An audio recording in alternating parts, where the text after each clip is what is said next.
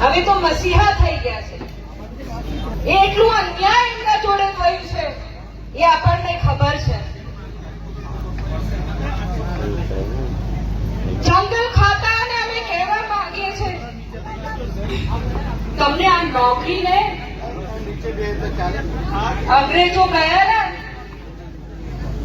એમના બાપોએ અમે આદિવાસી ભગાડેલા છે એટલે તમને આ નોકરી મળી છે.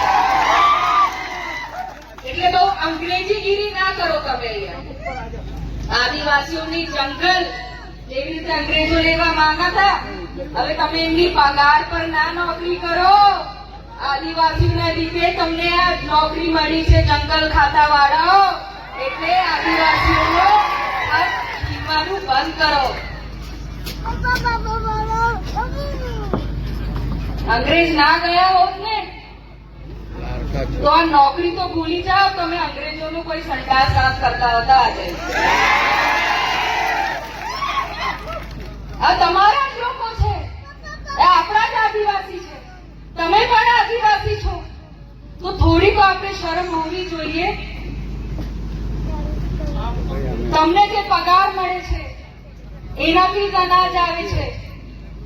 તમને થોડું કુદરતની પણ માર પડશે એટલું યાદ રાખજો. આ જંગલ આપણે આદિવાસી બચાવીએ, આપણે ભૂખા રહીને જંગલ હાચવીએ છે તો અમારું અધિકાર નહીં કે અમે એક નાની ખેતી ત્યાં કરી શકીએ? આ સરકાર કોને નોકરી આપે છે? કોઈ આદિવાસીઓને નોકરી નથી આપતી. અમે ખેતી કરીને જીવીએ છીએ તો અમે જીવીએ છીએ તો એ પણ આ સરકારથી જોવાતું નથી.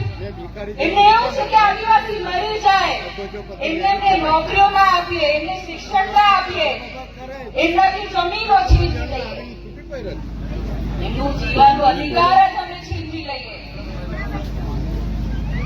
અને આ નોકરી છીનવીને સરકાર ઉદ્યોગપતિને આપી દે, ઝાડો કાપી નાખીએ, કુદરતને નુકસાન પહોંચાડીએ, ઉદ્યોગપતિને જમીનો આપીને એની ફેક્ટરીઓ બનાવીએ. અરે ભાઈ, આ જમીનો નહીં, નોકરી પણ નહીં દે. નોકરીઓ પણ પતી જશે, નહીં સમજ પડતી તો જમીનને જગાડો. આ ફક્ત આદિવાસીની લડત નહીં, આપણા હક અધિકારની લડત છે. એ આજે તમને વાપરશે, કાલે તમને ક્યાં ફેંકી દેશે તમને ખબર નહીં પડે. તમને આજે નોકરી મળી છે, તમારી પેઢીને નોકરી નહીં મળે. લખવું હોય ને તો આજે લખી રાખજો. જંગલ હશે તો જંગલ ખાતાને નોકરી મળશે ને આજીવન. આટલું ભણેલા છે તો એ સમજતા કેમ નહીં?